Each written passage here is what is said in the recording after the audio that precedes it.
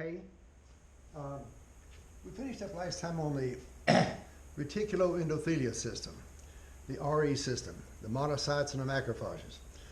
Probably a worthless piece of information, but since I know it, I thought I'd share it. Well, that was funny to me. Okay, we're looking at the activated macrophage. Activated macrophage. Now, it's a little bit different than a so-called activated neutrophil. It's its response. So the activated macrophage secretes, after it engulfs it, an activated macrophage is two components. It engulfs and it's going to release hydrogen peroxide to kill its engulfed particles, okay? And it's going to release a couple other things, a tissue necrosis factor and a nitrous oxide also. But give me two of them and I'll be happy, all right? Now, the two types of fixed macrophages, this is just a review, the microglia in the central nervous system and the Kupffer cells in the liver. Those are fixed macrophages, okay? Don't know anything about a migration pattern for them. They probably do migrate, I don't know. I don't know anything about that. Okay. Now, the first step in phagocytosis is always recognition. The first step is always recognition. You can't engulf what the hell you don't want to. You can't engulf what the hell you want to, unless you recognize it as foreign, okay? Now, I should put recognize it as foreign, but it doesn't really matter sometimes. Sometimes these cells get activated by something that they shouldn't, but that's not our focus for right now. It's an autoimmune disorder. So the first step is recognition. How do they recognize a target? Now, we're going to take a look at the step of the natural killer cell, and that's going to be on figure 22-12, I hope. Figure 22-12 is going to concern the steps in a natural killer cell, one of the three types of lymphocytes that we have. We touched on that the other day. But there's something going to be on the surface of the cell membrane that's abnormal, whatever that it is. Maybe it's a processed viral particle. Maybe it's a protein from a cancer cell. Or, believe it or not, it may be something that's not there that's recognized as abnormal. Okay, a protein that is not there. Maybe a recognition protein, we can call it that. Maybe it's not there and that is abnormal and that cell is going to get phagocytized. If it is recognized, okay? So, list of steps for an activated natural killer cell. Now this is going to be the 22-12 right there. First thing you have is recognition, all right? Recognition and adhesion. Well, you got to have that. You got to be able to fasten to it right there. So recognition and adhesion.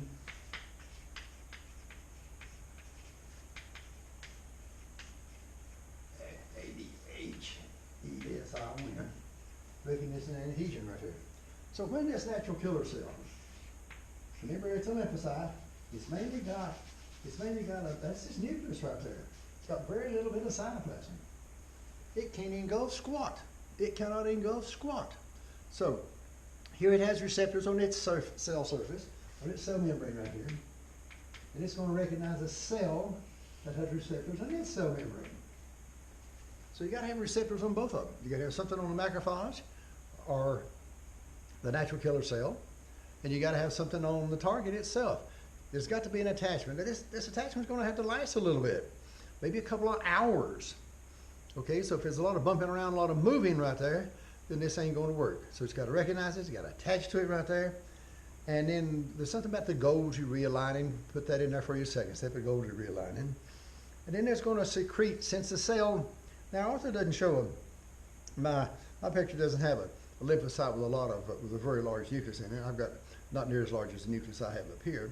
But the point is, this T cell is, this specialized lymphocyte is not going to engulf anything. Now perforin is going to be released.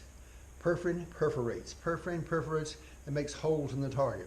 You make holes in the target, in the cell membrane, and water goes in because it's very concentrated inside the cell, and the cell ruptures, and the cell lyses, and the cell dies, okay? So, lysis of abnormal cells is going to be the last component right here. Secretion of perforin is my third component. Okay, so those are the four steps that I want right there. Okay? Now, how could an abnormal cell escape a natural killer cell? Well, it's easy. Even if it is abnormal, maybe it has some normal, maybe a couple things right here. Maybe it's got some normal proteins on its cell surface right there anyway. Maybe the abnormal proteins have not been formulated, have not been transcribed, translated yet, and show up on the cell surface right there. Maybe the damn blame thing hides, like a virus. Now, if this was a viral infected cell, we'll take a look specifically at the viral infected cell and the secretion on a certain type of protein called an MHC. But maybe the virus gets inside the cell and does not replicate. Maybe the virus hides inside the infected cell, the normal cell right there, okay? If it hides, then there's no way in the world that any lymphocyte, any macrophage, any phagocytic cell is going to recognize it right there. So the antigen becomes hidden, okay? That's the main focus right there. Okay. Now, which cells release interferon? Well, interferon, there's several types of interferons, probably around 20 different types of interferons right here. Lymphocytes, macrophages, viral infected cells release interferon. Now, the function of interferon is not to protect the cell from being infected. It is to protect neighboring cells from becoming infected. The function of interferon is to protect neighboring cells, viral reproduction in neighboring cells. It's not going to affect the cell that's infected, okay? So interferon is going to interfere with viral replication in neighboring cells. The infected cell is going to die because it's going to release viral particles. It's going to have processed viral particles on the cell surface of its cell membrane right there, and it's going to be phagocytized. Its life is over. But it can release something to protect the neighboring cells. That's the function of interferon. Okay? Now my 782 right here has the types of interferon. I'll give you a chart number or something right here. Like you do something with interferon. Maybe, maybe not. I don't know. I ain't gonna worry about it. I don't see. I've got it on page my 781 underneath figure 2212 right here. Types of interferons right here. So maybe you can get something right there. Alpha interferon, beta interferon, gamma interferon right there, okay? So there are 3 types of interferons that exist anyway. I said 20, and that's probably more than 3 now, but that's all right. So describe one of them right here. So on page under 2212, how natural killer cells, is a section on interferon. Get your answers from that and you'll be fine. Okay. Now, the role of complement. When we turn back here to figure 2211, okay? Now, we're in the second line of defense. The first line of defense is the skin, the respiratory elevator that we have right there. The hydrochloric acid, the acidic environment of the stomach. That's the first line of defense. The second line of defense is the rest of the mess on this figure 2211. Phagocytosis, interferons, complement. Now, complement right here is going to, well, let's just read it. Let's just read it right here. Consists of circulating proteins that assist antibodies in the destruction of pathogens right here. We'll take a look at complement system. We'll take a look at C1, C2, C3, the complement system itself, and how that it works. But for right now, it's just an introduction to the section on complement. It's going to assist the antibodies in the production of to destroy the pathogen. When we talk about the complement system, it's a cascade system right there. We will look at these a different sequence of events that occur in the complement system, how it is activated, and the function of it right there. We'll talk about the Big Mac attack, okay, C3 through C5 a little bit later on. But anyway, it's just an introduction to complement that we have right here. Okay. Now, steps in inflammatory response. Now, there are 7 things listed under the inflammatory response on my chart on figure 2211. List for me 5 right there. Just list for me 5 steps in inflammatory response, okay? Whether it's vasodilation for increased phagocytic invasion, et cetera, et cetera, et cetera.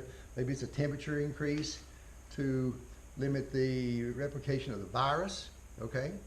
All right, whatever that it is, just list for me that we have right here. Now, List 3 secretions from newts during the inflammatory response and benefit for each right here. Now, neutrophils are going to be like the phagocytic cells. They're going to secrete hydrogen peroxide, H2O2. They're going to secrete nitrous oxide, NO2 right here. And they're going to secrete cytokines. Cytokines, okay? Now, the cytokines are interesting in that they're going to be important in scar tissue formation. Okay? That's what I want you to introduce you to, the function of something that helps the scar tissue formation. That's the cytokines that come from the neutrophils themselves. Hydrogen peroxide and nitrous oxide, nitrogen dioxide, are important in killing the pathogen itself. Okay. Now remember, the neutrophils will engulf. The newts can engulf. The macrophages can engulf. But the lymphocytes cannot engulf. Okay. The lymphocytes cannot engulf. Okay. Now, what is the makeup of pus? Pus comes from an abscess, even though how small that is right there. Most of it is dead neutrophils, since that's the majority of the white blood cells that we have. 50 to 60% of the white blood cells are neutrophils right there. So it's going to be made up of tissue debris and dead neutrophils. That's the makeup of pus, okay? What causes the fever right here? Now, the fever, you can get a localized fever or you can get a general fever right there. Localized fever comes from the release of the interleukins, all righty, and the cytokines, okay? Chemicals released from phagocytic cells, localized fever. But a general fever has to be regulated through the hypothalamus, okay? Now there are pyrogens released from the antigens. Pyrogens from antigens that cause an increase in body temperature. But this is regulated by the hypothalamus. This has to be a general increased body temperature itself.